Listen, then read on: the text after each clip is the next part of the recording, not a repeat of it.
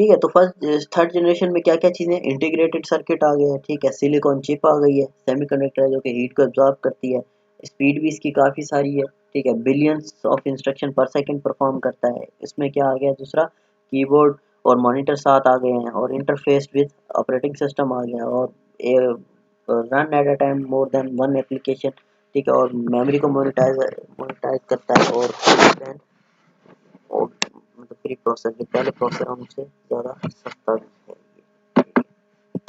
अच्छा, fourth generation एक minute में आपको दिखाता हूँ। ये आईसी है, ठीक है, ये आईसी है, ये प्रोग्राम भी होते हैं, ठीक है, आई बात समझ में, ये प्रोग्राम भी किए जाते हैं, मीन्स कि इनकी अपनी प्रोग्रामिंग होती है। हर आईसी का क्या काम है वो जो है प्रोग्रामिंग के जरिए इनको बताया जाता है।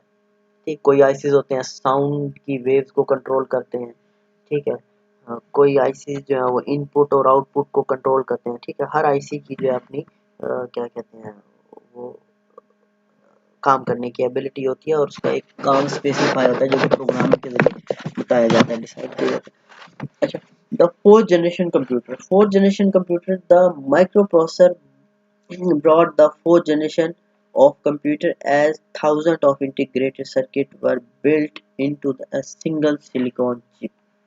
ठीक है, लो जी अभी काम हो गया। ठीक, क्या कि जहाँ बहुत सारी सिलिकॉन चिप्स यूज होती थी, उन पे इंटीग्रेटेड सर्किट, जैसे thousand of integrated circuit use होते थे, यहाँ एक सिलिकॉन चिप पे क्या होता है, एक प्रोसेसर यूज होता था, माइक्रो प्रोसेसर जिसको कहा जाता है, जो आजकल भी आपके उसमें यूज हुआ है, ठीक है।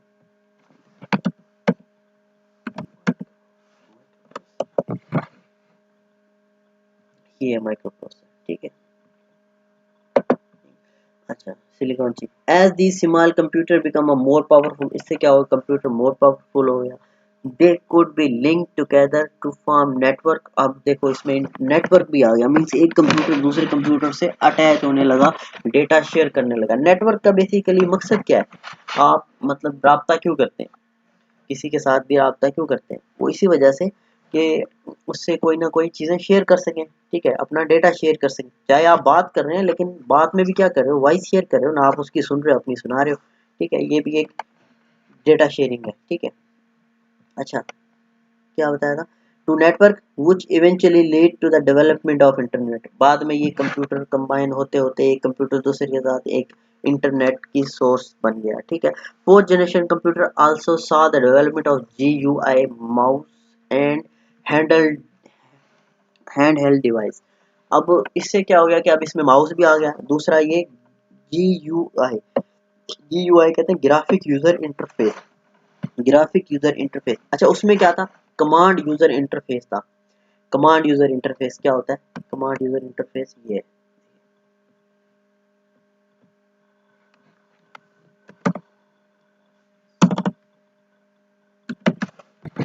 ये आपका कमांड यूजर इंटरफेस, ठीक है। अब इस पे देखें ना, ये माउस,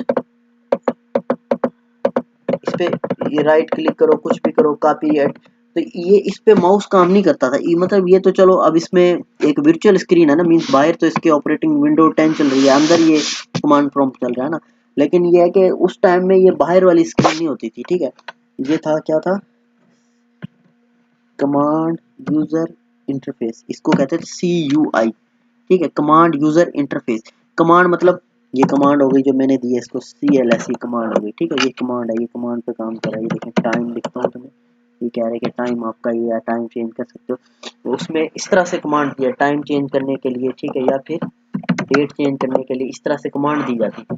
अच्छा, इसको कहते हैं कमांड। अच्छा, C का मतलब कमांड, यू का मतलब यूजर, मीन्स आप, इंटरफेस मीन्स जो आप इसके साथ कनेक्ट हो, इंटरफेस, ठीक है। अच्छा, ये देखें, ये कमांड पे काम करता है,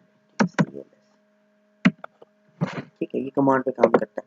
अच्छा, अब ये कंप्यूटर किस पे है, GUI पे, मतलब पहले के कंप्यूटर थे कमांड यूजर इंटरफेस, अब ये आया GUI, graphic user interface. Graphic कौन से हैं, ये देखिए, ये ग्राफिक यूजर इंटरफेस, ये ग्राफिक यूजर इंटरफेस, आई बात समझ, ये मुझे, ये देखे ना, ये छोटी छोटी इमेज है, ये मुझे ही बता रही है कि मीन्स मुझे अगर कमांड नहीं भी पता ना, तो मुझे पता है कि माउस ले जाके मैंने यहाँ पे क्लिक करना है तो ये कंट्रोल पैनल चल जाएगा, ठीक है। और मैंने यहाँ पे जाना है तो जिस पीसी में, ठीक है, अगर यहाँ पे मैंने देखो यहाँ से कोई ना कोई, यहाँ से मैं माइक्रोसॉफ्ट वर्ड चला सकता हूँ, एक्सेल चला सकता हूँ, ठीक है, एक्सेल चला सकता हूँ और पीपीटी चला सकता हूँ, कुछ भी चला सकता हूँ, ठीक है। मतलब ये मुझे पिक्चर ही बता रही है। अब फर्दर मैं इसके अंदर इसके अंदर जाता हूँ, ठीक है। ये देखें मुझे बता रहा है कि ये ड्राइव है, ये देखें ग्राफिकली बता रहा है आपको, ठीक है। वरना ऐसा भी हो सकता था भाई आपको बता देता कि 69 GB आपकी फ्री है 300 GB में से, मतलब इस तरह से ये बता सकता है, लेकिन ये ग्राफिकली देखो ये शो कर रहा है, ठीक है। ये ग्राफिकल यूजर इंटरफेस है। ग्राफिकल मतलब इमेजेस, मतलब ग्राफिकली आपको दिखा रहा है, ठीक है, ग्राफिकली आपको चीजें दिखा रहा है। और यूजर मीन्स आप, इंटरफेस मीन्स जिस तरह से आप इससे कनेक्टेड हो, ठीक है। अच्छा ये थे 4th जनरेशन के कंप्यूटर। अच्छा उसके बाद 5th generation of computer. 5th generation computer based on AI. अच्छा ये किस पे, artificial intelligence still in development, आज तक ये काम कर रहा है यूजिंग द पैरेलल प्रोसेसिंग, ठीक है। ये पैरेलल प्रोसेसिंग है। पैरेलल प्रोसेसिंग किस तरह से है, ये जो है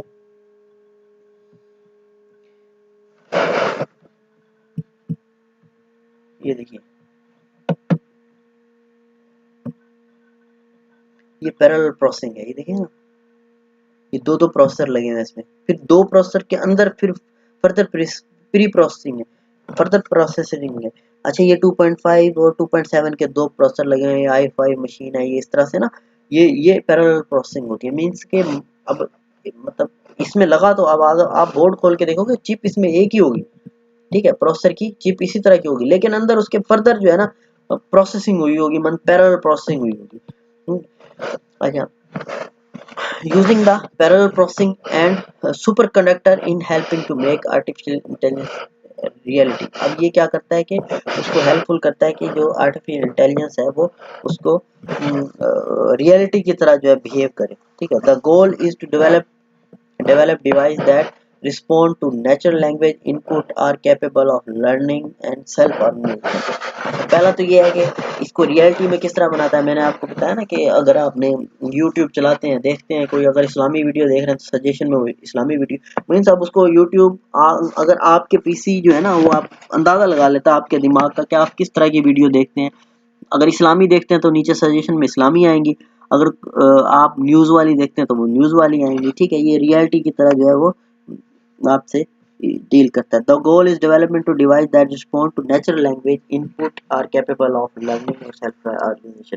सेल्फ ऑर्गेनाइजेशन क्या होता है कि मीन्स आप कोई भी चीज ढूंढ रहे हैं, ठीक है, वो आपको खुद से ये चीजें ढूंढ के दे, खुद से जो है आपको जिसको कहते हैं सजेशन, सजेशन, ठीक है। सेल्फ ऑर्गेनाइजेशन सजेशन को कहा जाता है। खुद से आपको जो है वो जैसे लिखते हैं आप हाउ टू, गूगल पे लिखते हो ना हाउ टू, अब नीचे आपके इतने सारी चीजें आती हैं, how to drive, how to swimming, ठीक है।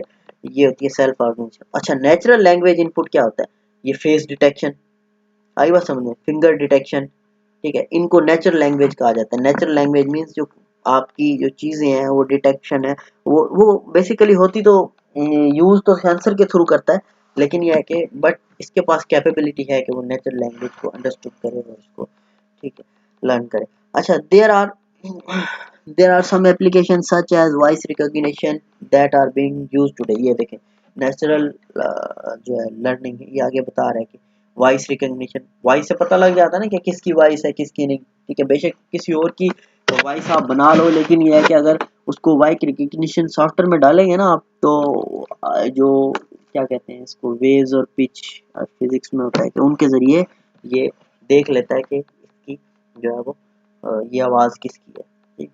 अच्छा ये हो गई हमारी 5th जनरेशन। अगर किसी का कोई सवाल है तो मुझे मेंशन करके नीचे क्वेश्चन मुझे मेंशन करके वॉइस मैसेज भेजिए। थैंक यू, अल्लाह हाफिज़।